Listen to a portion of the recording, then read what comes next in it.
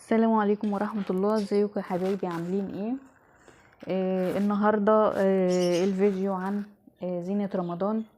ازاي نعملها في البيت ومنكلفش نفسنا ونشتري حاجات من برا، لان الحاجة بقت غالية جدا. والحاجة اللي كنا زمان بنجيبها ب10 و20 بقت ب40 و50 وطالع، وكل حاجة زادت 3-4 اضعاف.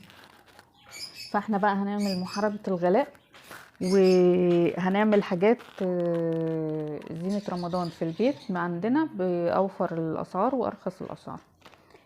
وكل سنة وانتم طيبين ورمضان كريم عليكم، واللهم بلغنا رمضان وربنا يجعله شهر خير وبركة وكريم على الجميع يا رب.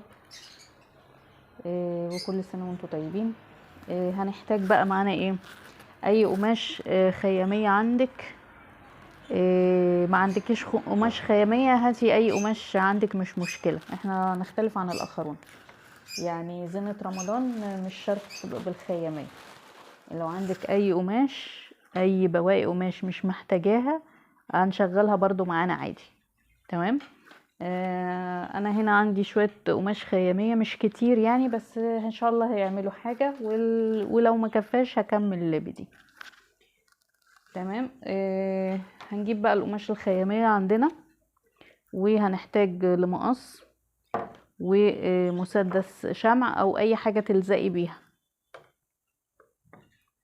وهنحتاج بكرة صوف او خيش اللي متوفر عندك، او حتى اي فتلة مش قصة يعني.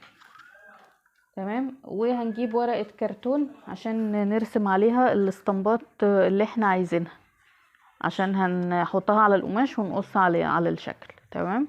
عايزة تعملي بقى شكل فانوس، هلال، نجمة، كلمة رمضان كريم، اللي على ذوقكم.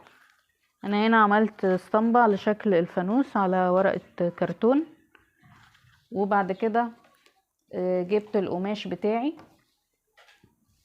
وفردته وطبقتها عليه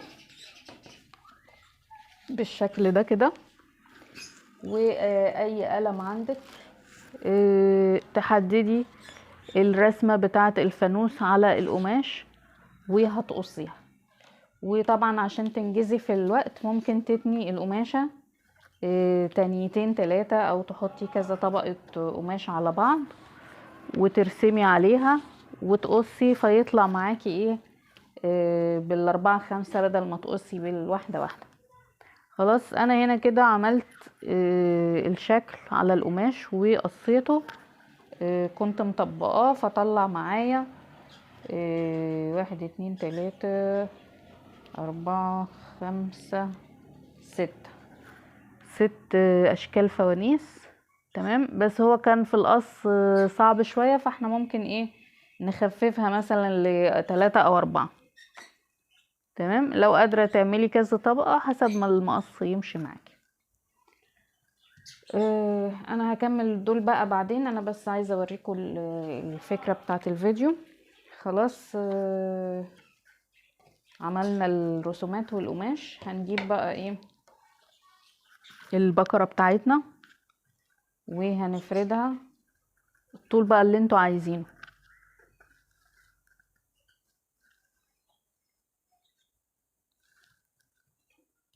طبعا هنسيب شوية كده في الاول، عشان ايه دول اللي هي مثلا هنربطهم في نجفة، هنلزقهم على الحيط، على الباب، المكان اللي تحبوه.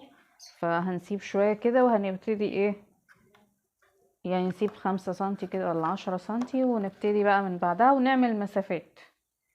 يعني نعمل مسافات على قد ما نقدر، عشان ايه لو القماش من عندنا مش كتير يكفي. يعني مثلا ايه انتوا فاهميني، يعني مش لازم ان انا اشرح. لو معايا مثلا 10 قطع، اوسع ما بين كل قطعة وقطعة مسافة كده 20-30 سنتي. خلاص. طبعا انا هقلبها على ظهرها واهي، واحط الصوف، بكرة الصوف كده، الخيط بالشكل ده. تمام. وهلزقه بالشمع.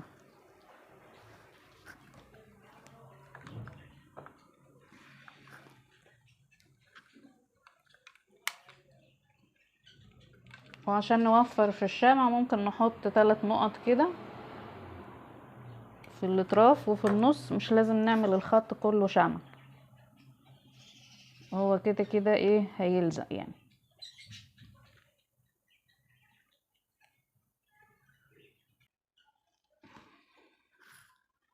ادي كده الشكل. خلاص هنسيب بقى مسافة،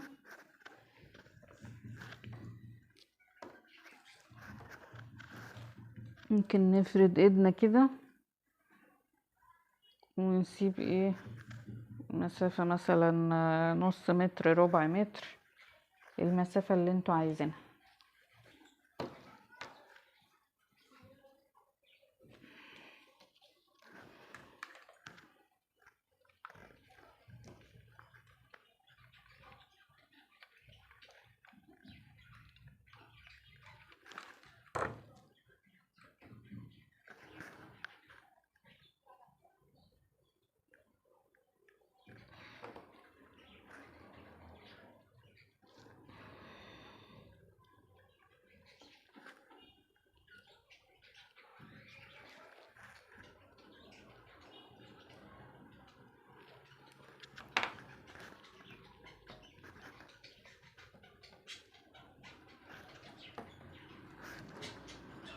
انا بقى هخلص الشريط كده واوريكم النتيجة في الاخر، عشان بس ما اطولش عليكم وقت الفيديو. خلاص كده انا خلصت الكمية المطلوبة اللي عندي. تمام. هبتدي بقى ايه اقصهم الحتة الاخرانية دي. تمام. ونسيب برضو شوية زي في الاول وايه ونقص. خلاص. فضل بقى شوية قماش انا هعمل بيهم حاجات تانية، هلال بقى ونجمة وكده، عشان ما يبقاش كله ايه راح على الفوانيس. هروح بقى اعلقهم، يعني ادي الشكل بتاعهم اهو، ادي الشكل اهو. هحاول افرد على قد ما اقدر كده عشان تشوفوه في التصوير. تمام اهو. هروح بقى اعلقهم وايه واصور لكم كده عشان تشوفوا الايه الشكل النهائي. وده كان الشكل النهائي لزينة رمضان اللي عملناها في الفيديو وعلقتها اهو. ما شاء الله البقرة الصوف يعني عملت ايه كمية كبيرة اهي، ويعني لفت الريسبشن تقريبا كله لحد باب الشقة. ودي الزينة اللي عملناها على الباب معاكم برضو في الفيديو اللي بعد كده. الطريقة في الفيديو الجاي، تابعونا عشان تشوفوا معانا كل جديد. ما تنسوش تعملوا سبسكرايب للقناة وتفعلوا الجرس عشان يوصلكم مني كل جديد. وكل سنة وانتم طيبين، والسلام عليكم ورحمة الله وبركاته.